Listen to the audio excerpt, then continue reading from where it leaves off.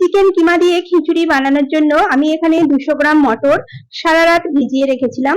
সকালে দেখুন ভালো করে মটরটাকে আমি পরিষ্কার করে ধুয়ে নিয়েছি। এখন মটরটা আমি সেদ্ধ করে নেব। তার জন্য মটরগুলো আমি একটা প্রেসার কুকারে ঢেলে নিচ্ছি। এখন আমি মটরগুলো প্রেসার কুকারে দিয়ে পরিমাণ মতো জল দিয়ে আমি 2 থেকে 3টে সিটি দিয়ে সেদ্ধ করে নিচ্ছি। এখন আমি এখানে নিয়ে নিয়েছি দেখুন 250 গ্রাম চিকেন কিমা। চিকেন কিমাগুলো আমি খুব ছোট ছোট করে টুকরো করে নিয়েছি। চিকেনটাকে আমি এখন সরিয়ে রাখছি। এরপরে একটা মিক্সিং জার নিয়েছি আর তাতে দিয়ে দিচ্ছি আমি দেখুন 2টো বড় সাইজের পেঁয়াজ আমি নিয়েছি আর নিয়ে নিচ্ছি কয়েক টুকরো আদা। এখানে মোটামুটি 25 গ্রাম মতো আদা আছে আর 10 থেকে 12 কোয়া রসুন। আমি এখন আদা রসুন আর পেঁয়াজটার একটা পেস্ট বানিয়ে দেখুন নিয়ে চলে এসেছি। এরপরে নিয়েছি আমি একটা বড় সাইজের পেঁয়াজ কুচি আর একটা বড় সাইজের টমেটো কুচি। আমি এখানে মোট 3টে পেঁয়াজ ব্যবহার করেছি। এরপরে এখানে আমি দেখুন 3টে মিডিয়াম সাইজের আলু আমি ছোট ছোট ডুমো ডুমো করে টুকরো করে নিয়েছি। এখন আলুটা আমি গ্যাসে কড়াতে 2 চামচ তেল দিয়ে ভাজা করার জন্য বসিয়ে দিয়েছি। আলুগুলো আমি মোটামুটি 2 থেকে 3 মিনিট সময় নিয়ে মিডিয়াম ফ্লেমে ভেজে নেব খুব ভালো করে। আর আলুটা ভাজার জন্য আমি ওপরে 1/2 চামচ লবণ ছড়িয়ে দিলাম, এতে আলুটা তাড়াতাড়ি ভাজা হবে। আলুটা ভাজা হয়ে গেছে, আলুটা আমি নামিয়ে কড়াটা পরিষ্কার করে তাতে আরো 2 থেকে 3 চামচ তেল দিয়ে দিলাম। এরপরে আমি দিয়ে দিচ্ছি পেঁয়াজ কুচি। পেঁয়াজ কুচিটা দিয়ে এখন আমি খুব ভালো করে পেঁয়াজটাকে ভেজে নেব। দেখুন পেঁয়াজটা বেশ নরম হয়ে এসেছে। খুব বেশি লাল করে আমি পেঁয়াজটা ভাজবো না।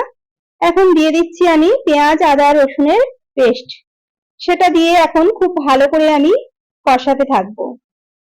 দেখুন পেঁয়াজ আদা রসুনের পেস্টটা দেওয়ার পরে বেশ খানিক সময় নিয়ে খুব ভালো করে কষাতে হবে যতক্ষণ না আদা রসুনের কাঁচা গন্ধটা চলে যাচ্ছে।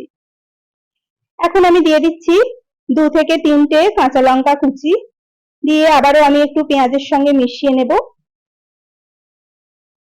এখন দিয়ে দেব কেটে রাখা টমেটো। টমেটোগুলো দিয়েও আমি খুব ভালো করে কষাতে থাকবো যতক্ষণ না টমেটোটা খুব ভালো করে গলে যাচ্ছে।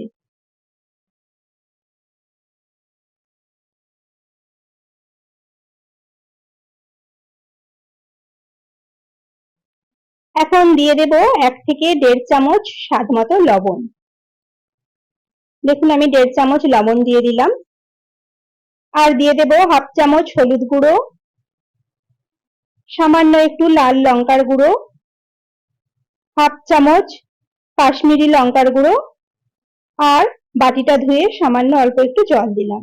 দিয়ে সমস্ত মশলাটাকে খুব ভালো করে আবারও আমি কষাতে থাকবো। ঝালটা আপনারা আপনাদের টেস্ট মতো দেবেন, তবে বাড়িতে বাচ্চা থাকলে ঝালটা একটু বুঝে দেবেন। আমি এখানে গুঁড়ো লঙ্কাটা খুবই সামান্য ব্যবহার করেছি। দেখুন খুব ভালো করে আমি মশলাটাকে কষিয়ে নিয়েছি। এখন আমি দিয়ে দেব চিকেন কিমা। চিকেন কিমাগুলো আমি দিয়ে খুব ভালো করে মশলার সঙ্গে মিশিয়ে নেব। মশলার সঙ্গে চিকেনটাকে দেওয়ার পরেও আমি 3 থেকে 4 মিনিট সময় নিয়ে চিকেনটাকে খুব ভালো করে আমি রান্না করে নেব। এখন আমি ঢাকা দিয়ে চিকেনটাকে মিডিয়াম ফ্লেমে 2 মিনিট রান্না করে নিচ্ছি। 2 মিনিট পরে আমি ঢাকনাটা খুলে আবারও চিকেনটাকে খুব ভালো করে নাড়িয়ে চাড়িয়ে দেব। এইভাবে বারবার ঢাকনাটা খুলে খুলে চিকেনটাকে একটু নাড়িয়ে দেবেন, না হলে কড়ার নিচে লেগে যেতে পারে।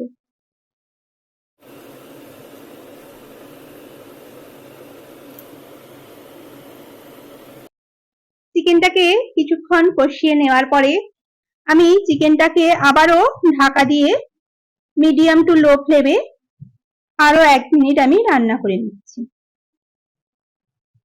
দেখুন 1 মিনিট পরে ঢাকনাটা খুলে আমি দিয়ে দেব ভেজে রাখা আলুগুলো। আলুগুলো দিয়ে চিকেনের সঙ্গে খুব ভালো করে আমি একটু নাড়িয়ে নেব। চিকেনের সঙ্গে আলুটাকে একবার মিশিয়ে নেওয়ার পরে আমি দিয়ে দেব সেদ্ধ করে রাখা মটর। দেখুন আমি দেখিয়ে দিচ্ছি, মটরগুলো খুব ভালো করে সেদ্ধ হয়ে গেছে, কিন্তু মটরগুলো একদম গলে যায়নি।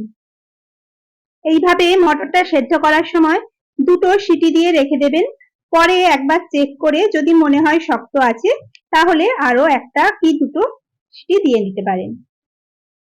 এখন আমি এই সেদ্ধ করা মটর, আলু আর মশলার সঙ্গে খুব ভালো করে কিছুক্ষণ আমি মিশিয়ে নেব। দেখুন সবকিছুটা খুব ভালো করে মিশিয়ে নেওয়া হয়ে গেছে। এখন আমি ওপর থেকে দিয়ে দেব একটা ভাজা মশলা।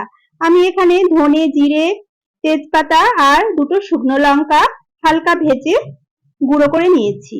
সেটা দিয়ে এখন আমি আবারও একটু সবকিছুর সঙ্গে কষিয়ে নেব। এরপরে আমি দিয়ে দেব পরিমাণ মতো জল।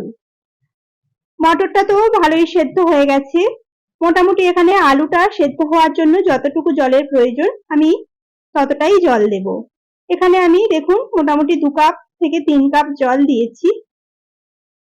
এখন আমি দিয়ে দিচ্ছি আরো হাফ চামচ লবণ। লবণটা এই সময় একবার চেক করে নেবেন, যদি মনে হয় লবণটা দেওয়ার প্রয়োজন আছে তাহলে এই সময়েই দিয়ে দেবেন। আমি লবণটা দিয়ে ঢাকা দিয়ে মিডিয়াম ফ্লেমে 10 মিনিট ফুটিয়ে নিলাম। 10 মিনিট পরে ঢাকনাটা খুলে দেখুন আমি দেখিয়ে দিচ্ছি, আলুগুলো খুব সুন্দর সেদ্ধ হয়ে গেছে। দেখুন আলুগুলো খুব ভালো সেদ্ধ হয়ে গেছে। এখন সবকিছুকে আমি আরো একবার একটু নাড়াচাড়া করে নেব। এরপরে আমি দিয়ে দিচ্ছি স্বাদ মতো হাফ চামচ চিনি, আর দিয়ে দেব সামান্য একটু গরম মশলার গুঁড়ো। এখন সবশেষে দিয়ে দেব কিছুটা কুচি করে রাখা ফ্রেশ ধনেপাতা। ধনেপাতাটা দেওয়ার পরেও আমি ঘুগনিটাকে আরো একবার নাড়াচাড়া করে দেব। ঘুগনি তো আমরা সকলেই খুবই পছন্দ করি, তবে আপনারা কে কিসের সঙ্গে ঘুগনি খেতে পছন্দ করেন বা শুধু মুখে খেতে পছন্দ করেন সেটা আমাকে কমেন্ট বক্সে জানাবেন। ঘুগনি আমাদের প্রায় সকলের বাড়িতেই হয়ে থাকে আর আমরা খুব পছন্দও করি, কিন্তু এইভাবে চিকেন কিমা দিয়ে ঘুগনি যে কোনো স্পেশাল দিনেই আমরা বানিয়ে থাকি। দেখুন আমার চিকেন কিমা দিয়ে ঘুগনি একদম রেডি। এখন আমি ঘুগনিটা একটা প্লেটে সার্ভ করে নেব। দেখুন চিকেন কিমা দিয়ে ঘুগনি আমার রেডি হয়ে গেছে। এই ঘুগনিটা আপনারা রুটি, লুচি, পরোটা বা নান যে কোনো কিছুর সঙ্গেই খুব সুন্দর লাগে খেতে। আমার রেসিপিটা আপনাদের কেমন লাগলো সেটা আপনারা কমেন্ট বক্সে জানাবেন। আর যারা আমার চ্যানেলটি নতুন দেখছেন তাদের কাছে আমার অনুরোধ, আমার চ্যানেলটিকে সাবস্ক্রাইব করে আমার পাশে থাকবেন। তাহলে আজ এই পর্যন্তই, আবার অন্য কোনো দিন অন্য কোনো নতুন রেসিপি নিয়ে আপনাদের কাছে হাজির হব। সবাই ভালো থাকবেন, সুস্থ থাকবেন।